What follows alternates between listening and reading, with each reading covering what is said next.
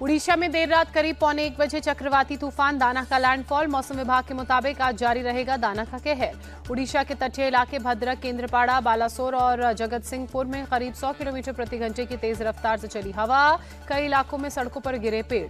उड़ीसा के धामरा में चक्रवाती दाना की वजह से तेज हवाओं के साथ भारी बारिश, कई जगह पर पेड़ गिरे।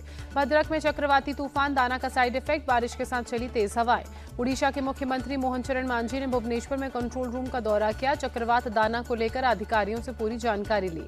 हावड़ा में कंट्रोल रूम से दाना चक्रवात पर नजर रख रही हैं मुख्यमंत्री ममता बनर्जी। अधिकारियों से ले रही हैं पल पल का अपडेट। पश्चिम बंगाल के दीघा में चक्रवाती तूफान दाना का असर नजर आया। लैंडफॉल के बाद तेज हवा और बारिश के साथ समुद्र में ऊंची ऊंची लहरें उठने लगी। पश्चिम बंगाल के पूर्व मेदिनीपुर में चक्रवाती तूफान दाना का असर और उसको लेकर अलर्ट जारी। प्रशासन अलर्ट, माइक पर अनाउंस कर लोगों को किया गया सतर्क। दाना चक्रवात के लैंडफॉल की वजह से मौसम में आया बदलाव, समंदर में उठी ऊंची ऊंची लहरें। एनडीआरएफ ने उड़ीसा में 1,70,000 से ज्यादा लोगों को सेफ प्लेस पर पहुंचाया। करीब 7200 शेल्टर्स बनाए गए।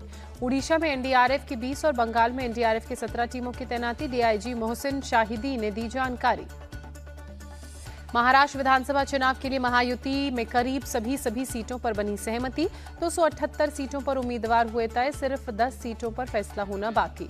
दिल्ली में अमित शाह की CM Shinde, deputy CM Devendra Fadnavis और अजीत पवार के बीच हुई बैठक में सीटों पर बनी सहमति।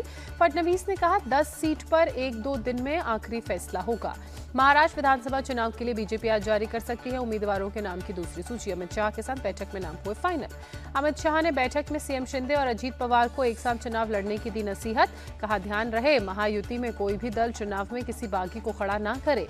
डिप्टी सीएम देवेंद्र फडणवीस आज सुबह 11 बजे नागपुर दक्षिण पश्चिम सीट से नामांकन फाइल करेंगे। पहले 28 अक्टूबर को दाखिल करने वाले थे पर्चा। महाराष्ट्र में पीएम मोदी की दिवाली के बाद ताबड़तोड़ रैलियों की तैयारी। 5 से 14 नवंबर तक महायुति के लिए वोट अपील करेंगे।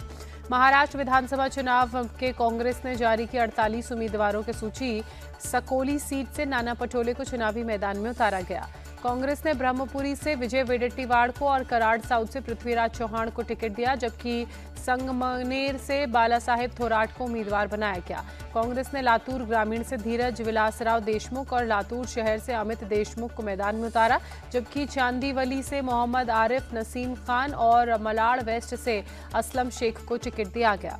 कांग्रेस की पहली लिस्ट में 5 महिला उम्मीदवारों को टिकट मिला, जबकि 5 एसटी और 3 एससी उम्मीदवारों को चुनावी मैदान में उतारा गया। महाविकास अघाड़ी ने अब तक 158 उम्मीदवारों के नामों का ऐलान किया, जिसमें शिवसेना यूबीटी के 65, एनसीपी शरद गुट के 45 उम्मीदवार शामिल। शरद पवार की पहली लिस्ट जारी, 45 उम्मीदवारों के नामों का ऐलान। बारामती से अजीत पवार के खिलाफ उनके भतीजे योगेंद्र पवार को टिकट। इस्लामपुर से जयंत पाटिल और मोबरा से जितेंद्र राहवाड़ लड़ेंगे चुनाव। अनिल देशमुख को काटोल और रोहित पवार को करजत जामखेड़ से टिकट दिया गया। महाराष्ट्र चुनाव से पहले शरद पवार को बड़ा झटका, अजीत पवार के पास ही रहेगा घड़ी सिंबल। सुप्रीम कोर्ट का अजीत पवार गुट को निर्देश, पोस्टर बैनर पर डिस्क्लेमर लिखें। मामला कोर्ट में विचाराधीन, 6 नवंबर को मामले में अगली सुनवाई। अजीत पवार की एनसीपी में बगावत, पार्टी प्रवक्ता आभा बिजू पांडे ने नागपुर पूर्व में बीजेपी उम्मीदवार के खिलाफ भरा पर्चा। एनसीपी अजीत गुट को बड़ा झटका, छगन भुजबल के भतीजे समीर ने छोड़ी पार्टी। नांद गांव सीट से निर्दलीय नामांकन फाइल किया। शिवसेना यूबीटी नेता आदित्य ठाकरे ने वर्ली से नामांकन दाखिल किया। महाराष्ट्र में सरकार बनाने का दावा किया। एनसीपी उम्मीदवार धनंजय मुंडे ने परली सीट से पर्चा भरा। बीजेपी नेता पंकजा मुंडे और पूर्व सांसद प्रीतम मुंडे रहे मौजूद। झारखंड विधानसभा चुनाव के लिए कांग्रेस ने जारी की 7 उम्मीदवारों के नामों की सूची। बरही से एमएलए उमाशंकर अकेला और पाकुड़ से एमएलए आलमगीर आलम को टिकट कटा। कांग्रेस ने आलमगीर आलम की पत्नी निशत आलम को पाकुड़ से दिया टिकट। आलमगीर आलम फिलहाल जेल में है। हेमंता बिस्वा शर्मा ने झारखंड सरकार को बताया बंटी पब्लिक की सरकार, कहा पति पत्नी दोनों एक दूसरे की ही तारीफ करते रहते हैं। हेमंता बिस्वा शर्मा ने जमशेदपुर में जनसभा में कहा जब हमारी सरकार आएगी तो घुसपैठियों को लात मारकर बाहर निकालेगी। जेएमएम और कांग्रेस पर तुष्टीकरण की राजनीति का आरोप लगाया। हेमंता बिस्वा शर्मा ने अयोध्या का जिक्र कर कहा अयोध्या में जैसे बाबर को हिलाकर राम मंदिर बनाने का काम किया गया, वैसे ही देश के कोने कोने में बसे बाबर को निकालने का समय आ गया है। झारखंड झारखंड की भ्रष्टाचारी सरकार को उखाड़ फेंकना है, बीजेपी चुनाव प्रभारी शिवराज सिंह चौहान का निशाना।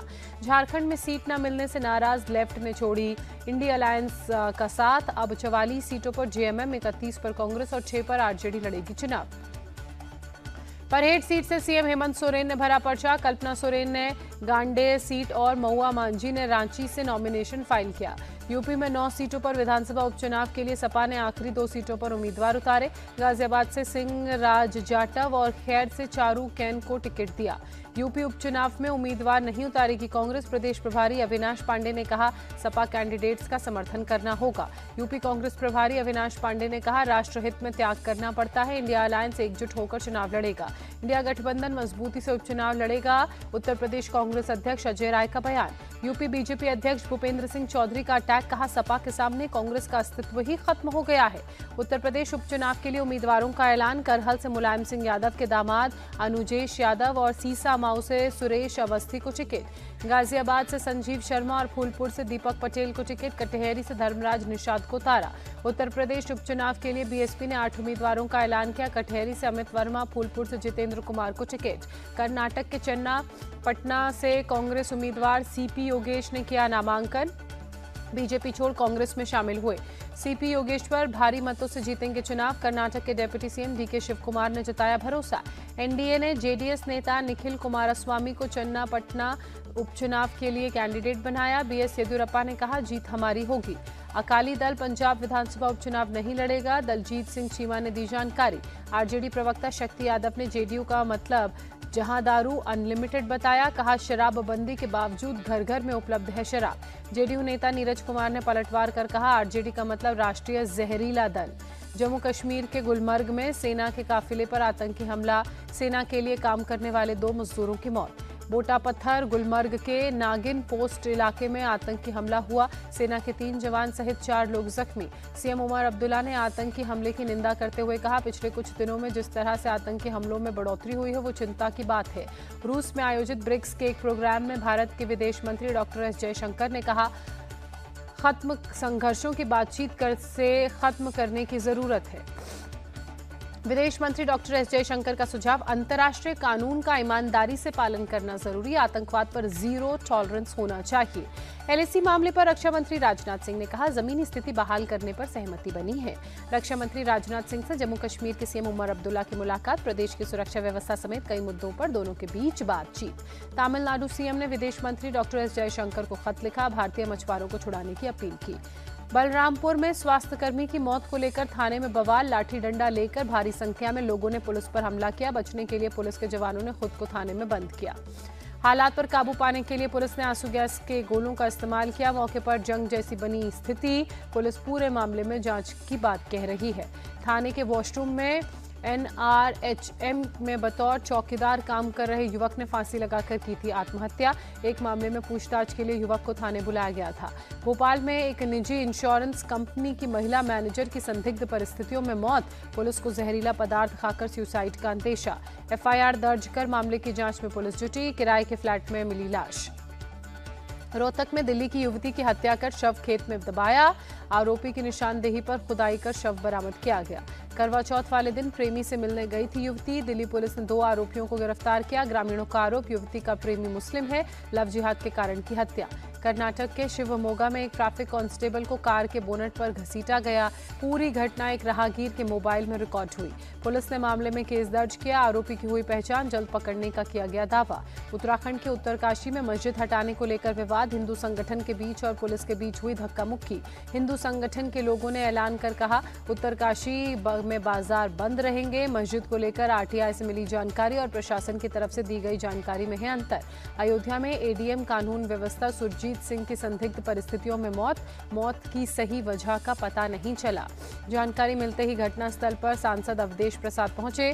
सुरजीत सिंह की मौत को बताया दर्दनाक। कहा, वो बहुत अच्छे अधिकारी थे।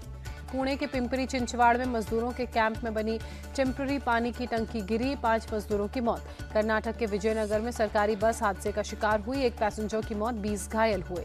किसान नेता सरवन सिंह पंढेर का ऐलान, 26 अक्टूबर से पंजाब में 4 जगहों पर सड़क करेंगे जाम। सरवन सिंह पंढेर ने कहा, पराली जलाने वाले किसानों को नोटिस दिए जा रहे हैं, जुर्माने लगाए जा रहे हैं। दिल्ली के एलजी ने सीएम आतिशी को खत लिखा, सिविल डिफेंस वर्कर्स को वायु प्रदूषण से निपटने के कामों में लगाने के लिए कहा। 1 नवंबर से 4 महीने का होगा कार्यकाल। दिल्ली बीजेपी अध्यक्ष वीरेंद्र सचदेवा को स्किन एलर्जी हुई, प्रोटेस्ट के दौरान यमुना में लगाई थी डुबकी। जर्मन चांसलर ओलाफ स्कोल्स 18वें एशियन प्रशांत जर्मन व्यापार सम्मेलन के लिए पहुंचे दिल्ली, एयरपोर्ट पर किया गया स्वागत। केंद्रीय कैबिनेट ने अमरावती कनेक्टिविटी प्रोजेक्ट को दी मंजूरी, अश्विनी वैष्णव ने कहा 2245 करोड़ रुपए की आएगी लागत। छठ और दिवाली पर 7000 स्पेशल ट्रेन चलाई जाएंगी, केंद्रीय रेल मंत्री अश्विनी वैष्णव ने दी जानकारी। सीएम योगी ने कैंडिडेट्स को बांटे नियुक्ति पत्र, कहा लगभग 7 लाख लोगों को नौकरी दी जा चुकी है। जेएनयू के प्रोफेसर मजहर आसिफ को मिली नई जिम्मेदारी, जामिया मिलिया इस्लामिया यूनिवर्सिटी के वाइस चांसलर बनाए गए। पुणे टेस्ट में भारत की खराब शुरुआत, 1 रन पर गिरा टीम इंडिया का पहला विकेट, कप्तान रोहित शर्मा बिना खाता खोले पवेलियन चलते बने। स्टंप्स के समय शुभमन गिल 10 और यशस्वी जायसवाल 6 रन बनाकर क्रीज पर डटे हुए। दूसरे दिन टीम इंडिया के सामने बड़ा स्कोर खड़ा करने की होगी चुनौती। न्यूजीलैंड का टॉस जीतकर बल्लेबाजी करने का फैसला गलत साबित हुआ, भारतीय गेंदबाजों ने पहली पारी में 259 रनों पर न्यूजीलैंड की टीम को समेटा। भारत की तरफ से वाशिंगटन सुंदर ने 7 विकेट चटकाए, रविचंद्रन अश्विन ने 3 खिलाड़ियों को पवेलियन चलता किया।